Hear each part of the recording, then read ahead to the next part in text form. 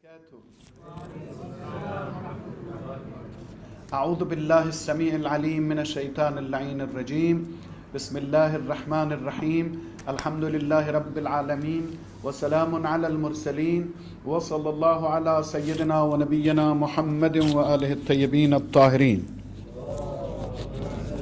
Continuing my discussion about infallibility of prophets that I told you last night. A new argument.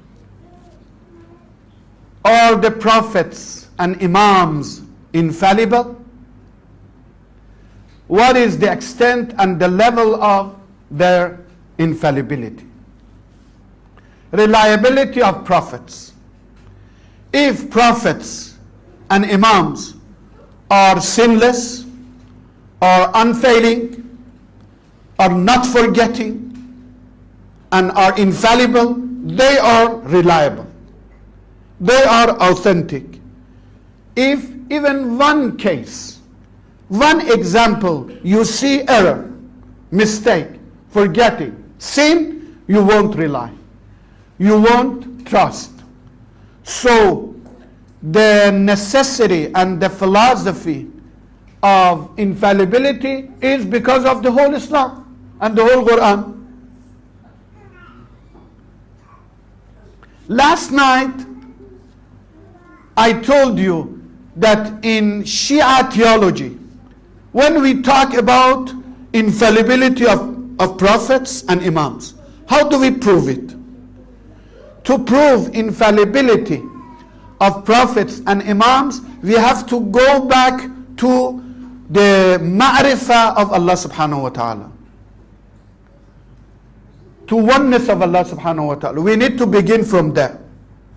We have to talk about divine names and divine attributes. And among those divine names, sifatul qudra wa sifatul hikmah. Allah subhanahu wa ta'ala is capable, is powerful, is all powerful, and is wise. Alimun, qadirun, hakimun, and wise. Wise and powerful. How? I told you. This also goes back to the philosophy of human creation. Last night I raised a question that in according to your understanding, what is the philosophy of human creation? For what purpose Allah subhanahu wa ta'ala has created us? When you refer to Quran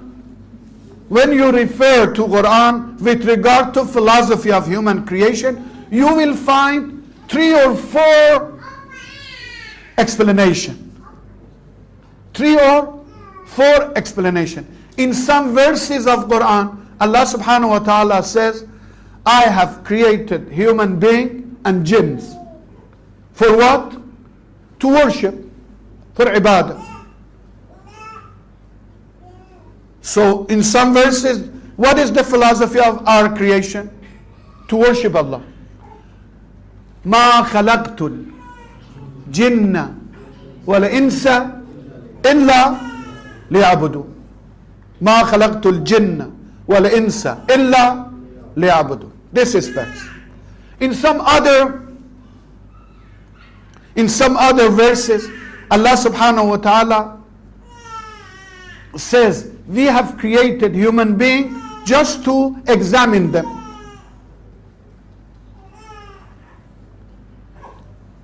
خلق الموت والحياة ليبلوكم أحسن عملا. خلق الموت والحياة ليبلوكم أيكم أحسن عملا. What is the philosophy of creating maut and hayat, death and life? What is the philosophy behind death and life? ليبلوكم, to examine you, to test you. To test you to what? ليبلوكم أيكم what? أحسن or أكثر? أحسن. Last night I told you it's very important, beside quantity, we need to think about quality. And what is the source of quality in our daily deeds, in our daily behaviors? How do we deserve quality in our deeds? Through what? Intention. Niyyah.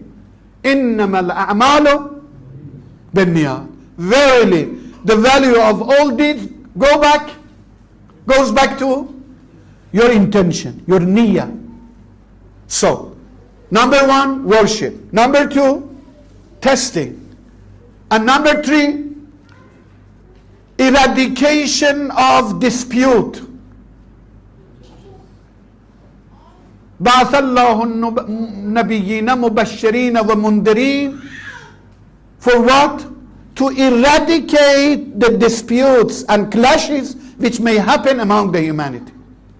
So one of the philosophy of sending prophets and creating human being is to cover them with his special rahmah, with special compassion. So when someone comes to different verses of Quran, he or she may ask, so at the end of the day, what is the philosophy? In some ayah it says testing. In some ayah it says worshipping. In some ayah it says showered with special rahmah. So what is the philosophy? I told you, the philosophy, it's not horizontal. It's not fragmented. The targets and the purposes are vertical. So it begins from the lower level to the higher level. The lower level is ibadah, is testing, is being covered with rahmah.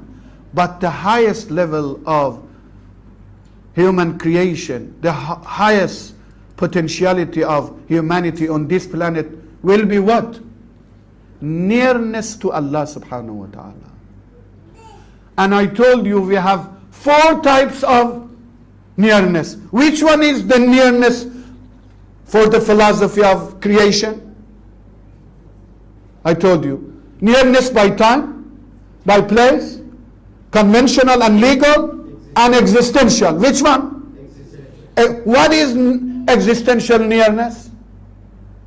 Existential nearness means we come to the point that we actualize all the potentialities that Allah subhanahu wa ta'ala has gifted us. We actualize all the potentialities that Allah subhanahu wa ta'ala has gifted us.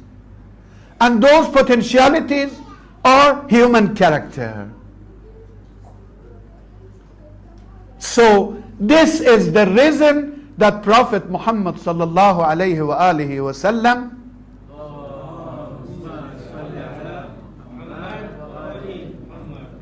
said in one of his saying, إِنَّمَا بُعِثْتُ لِأُتَمِّمَ مَكَارِمَ الْأَخْلَاقِ. What is the philosophy of prophethood?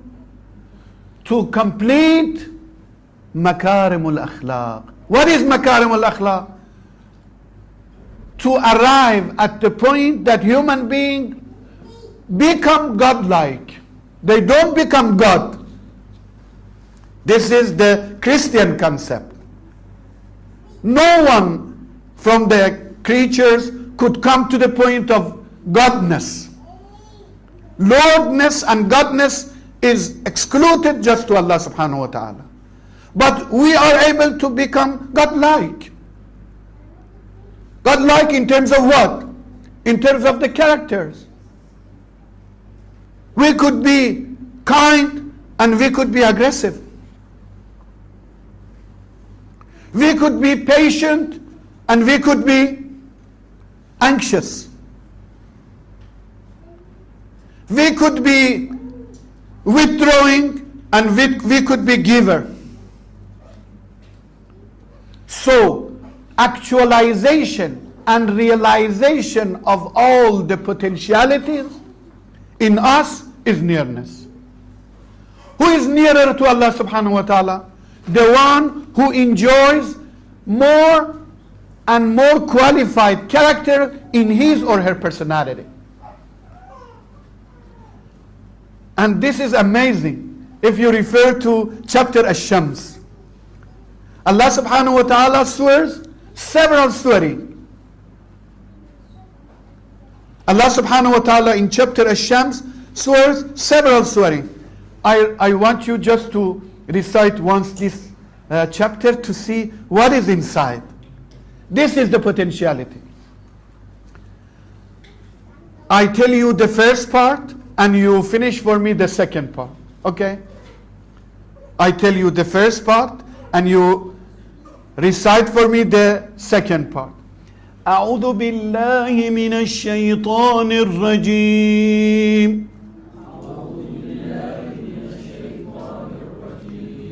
بسم الله الرحمن الرحيم. So up to here you followed me, and from now I say the part number 1 and you complete the part number 2 and then 3 and then 4 and we go. بسم الله الرحمن الرحيم. والشمس وضحاها. No, the second part. You are not a student of elementary school. I'm not just, you are not copycatter. Okay? I tell you the first part and you finish for me the second part. Because you are all Muslims and Quran reciter, and you know, when I just provide you a clue, you continue. وَالشَّمْسِ وَضُحَاهَا وَالْقَمَرِ إِذَا تَلَاهَا وَالنَّهَارِ إِذَا جَلَّاهَا وَاللَّيْلِ إِذَا يَغْشَاهَا وَالسَّمَاءِ وَمَا بَنَاهَا وَالْأَرْضِ وَمَا طَحَاهَا وَنَفْسٍ وَمَا سَوَّاهَا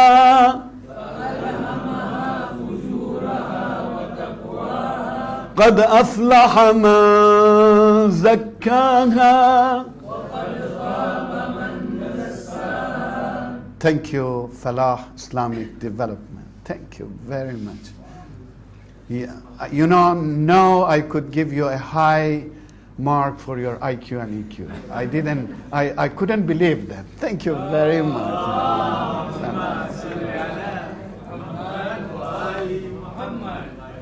So in previous night you were putting on my leg.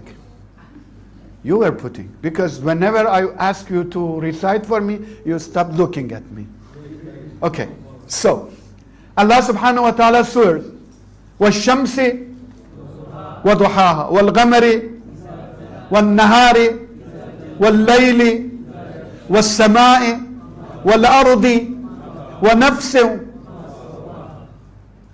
وَنَفْسٍ وَمَا سَوَّاهَا فَأَلْهَمَهَا فُجُورَهَا وَتَقْوَاهَا. I swear to human soul.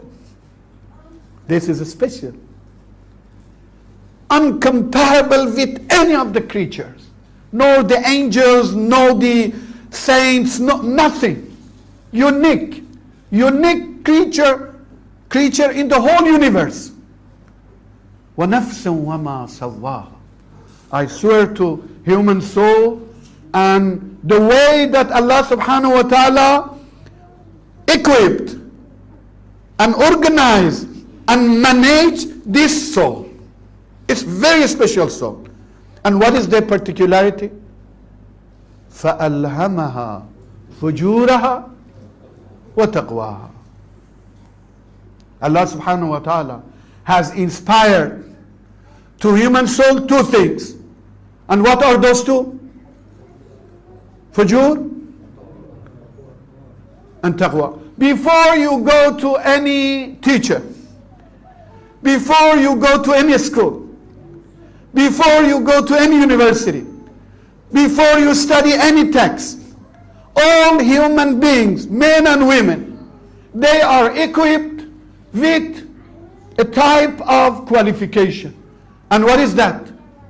ألهمها فجورها وتقواها. So I talked to you on my previous talks about the difference between ilham and revelation. Ilham and wahy. Ilham is what? Inspiration. And what is wahy? Wahy is a pack, is a comprehensive pack. And it could be by heart, by eyes, by ears. It's a comprehensive pack. So, one question for men and women. Falah Islamic development. What is inspiration which is talked about in this verse? Alhamaha fujuraha wa taqwaha. Alhamdulillah, we are all waliullah because we are inspired. So we already inspired. We don't need any new inspiration. What is this inspiration? Alhamaha fujuraha wa taqwaha. Allah subhanahu wa ta'ala has inspired all human souls to do good and bad. Fujur means vices, misbehavior, mischiefs. Taqwa means virtues. So we already inspired by two packs. One vices, the other virtues. Inspired, which means that we know. If we know, why do we go to university? Why we go for hausa? Why we go for studying? We have been inspired. So what is the reason to go for knowledge, for education, and for things like that? This inspiration is not the result of faith and action. That one is for awliya Allah, for believers, for muhsineen, for mu'mineen. This inspiration is existential. And in Quran interpretation, they call it al-ilham at-takwini. Which one? Al-ilham at-takwini. What is ilham at-takwini? Ilham at-takwini means Allah subhanahu wa ta'ala has created human soul in a way that it enjoys two. Question. These two is cognitive or tendencies? Alhamaha fujuraha wa taqwaha. Is it ilham for cognition and understanding, or is it ilham for tendency and motivation? Which one? Allah subhanahu wa ta'ala has inspired us with fujur and taqwa. Does it mean that we know fujur and taqwa, or we tend to fujur and taqwa? If I were you, I would say both. What? Both. Allah subhanahu wa ta'ala has inspired human soul with two packs. One, cognitive. Everyone, before having any education, any experience, he and she knows what is good and what is bad. You don't need to go to someone to tell you, to teach you. Oh, Mr. Observer, please pay attention that good things in this universe is to be righteous, is to be pious, is to be kind, is to be compassionate, is to... Before any teaching, any experience, human soul knows that what is good and what is bad.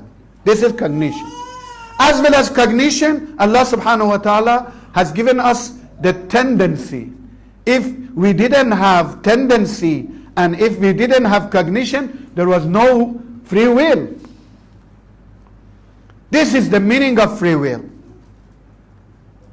Free will, always in daily life, we are located at the point of choice.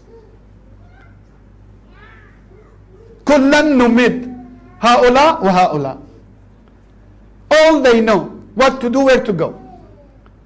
Because you know, if even no one talk to you, from your heart you know that you are doing wrong. And if you deny, if you take to the court, did you do this? You say no. But in your heart, in your soul, you know that what is right and what is right. So, Allah subhanahu wa ta'ala has created us with a potentiality. I was talking about this humanology in one of the universities in the West. And someone came to me and said, okay, if this is the case, that Allah subhanahu wa ta'ala has inspired us about taqwa and fujur, then why are we going to go to be punished or rewarded in hereafter? Because we already know and we already tempt. I told him that keep in mind, listen, this is not actualized inspiration. This is potentiality. All of us has potentiality to do good or bad, to tend into corruption or to modification. We have the potentiality, and this potentiality is in need of actualization. And what is actualization? Family, education, school, university, media, jama'ah, sessions, Friday prayer, schools, streets, friends, relatives. These are all elements to actualize this potentiality. So, Allah subhanahu wa ta'ala created us to become like Him. To become like Him. Through which way? What is the avenue to become like Allah subhanahu wa ta'ala?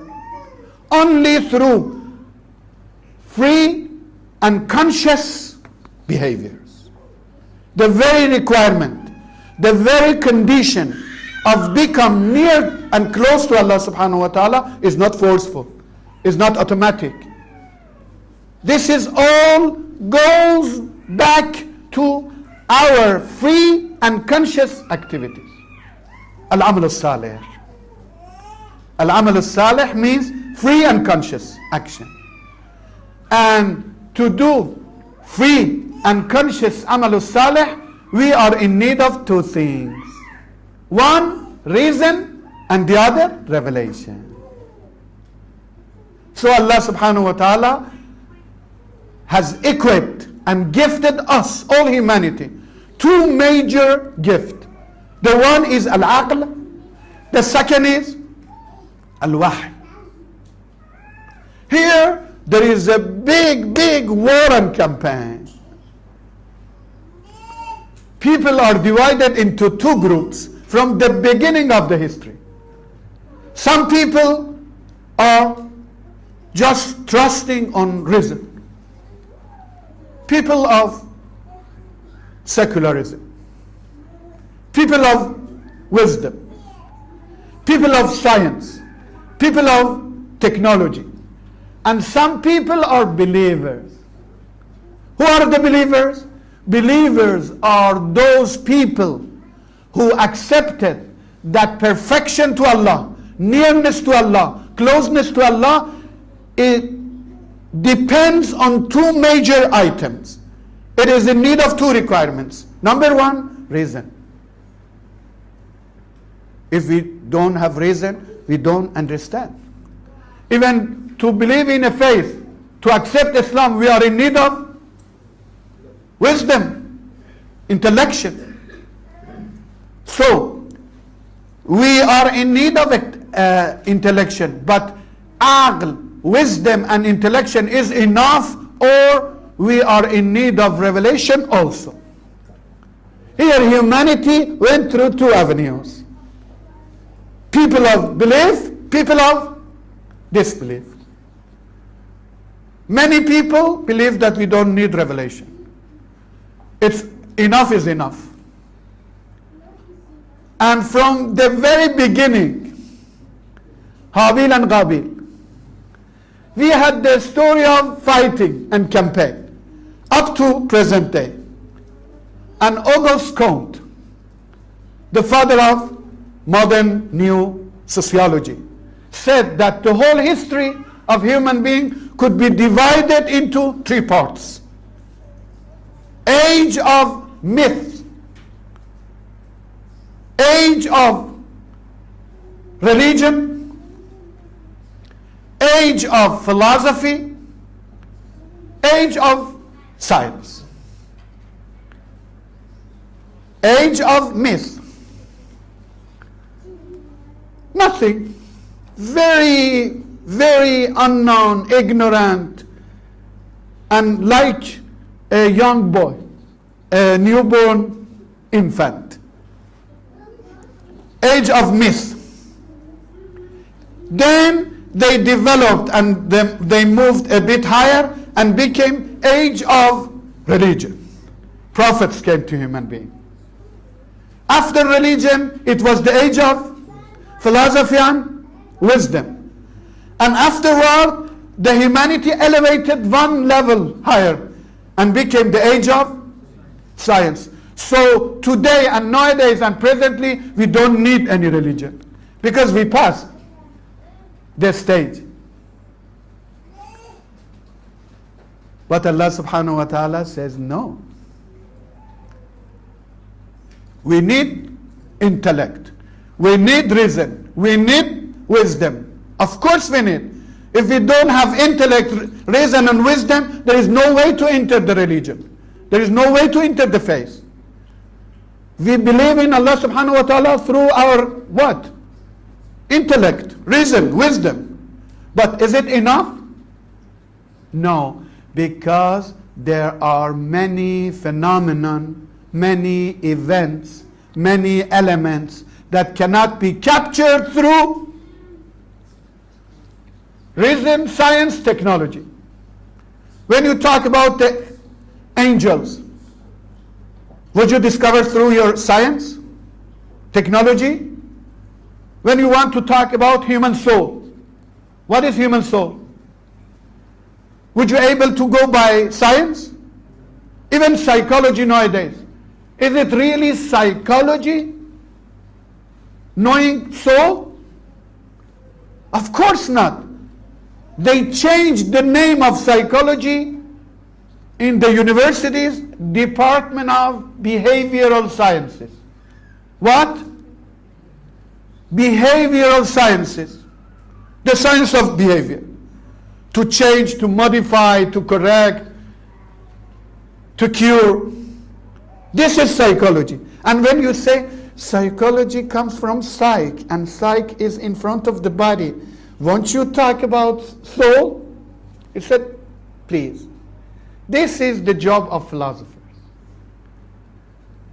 Science only talk and discusses elements and things which are tangible, experimental. But soul is not tangible. Even very tiny question. The whole material world composed from two elements. The whole material world composed from two elements. Number one, material, matter. Matter. Number two, what? The whole material world is composed from two elements. Do you know what are two? What are those two? Number one, matter. Number two, energy. So what is energy? Tell me. What is energy? Show me. Can you define what is energy? They say, yes, of course. Clear. Energy is the ability to do. Ability of conduction.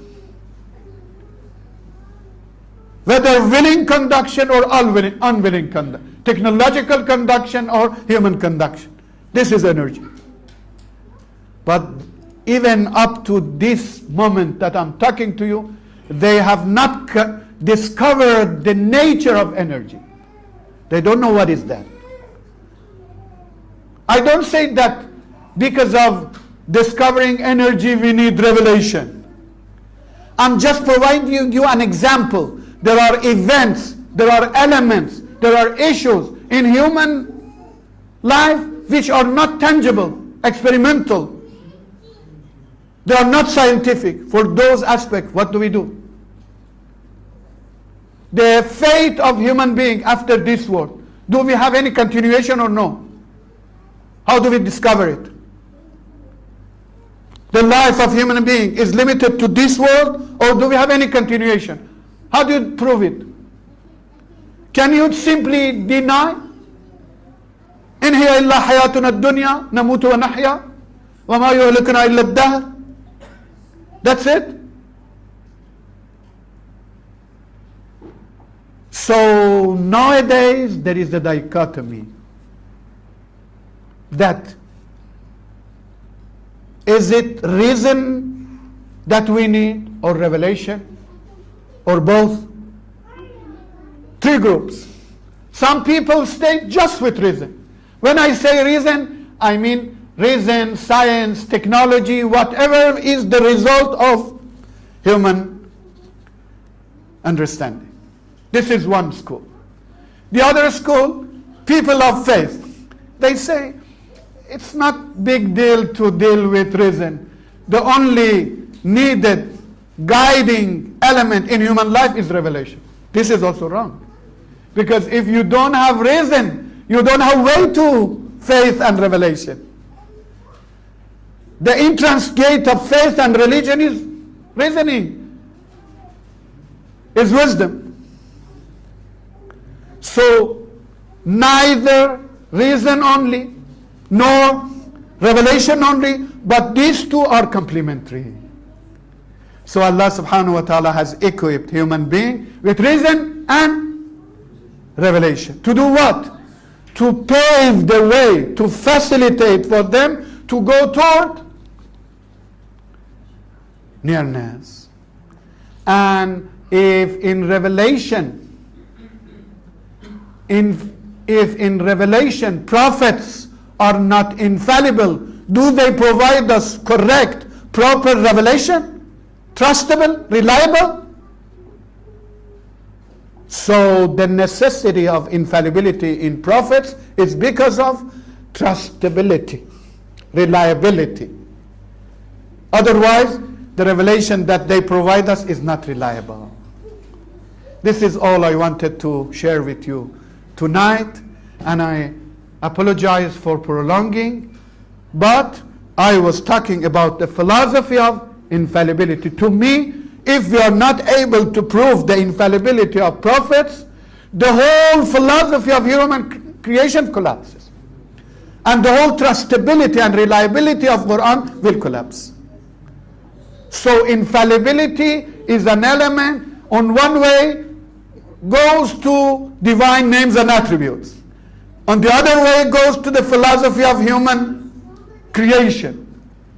And the other way goes to the stability and reliability of the Islam and Quran itself. So prophets must be infallible to be able to afford us the requirements for free will and cognitive behaviors, and inshallah the requirements for nearness to Allah subhanahu wa ta'ala. Wa akhiru da'wana and alhamdulillahi rabbil alameen wa salamun ala al-mursaleen wa sallallahu ala sayyidina wa nabiyyina Muhammad wa alihi at-tayyibin at-tahirin.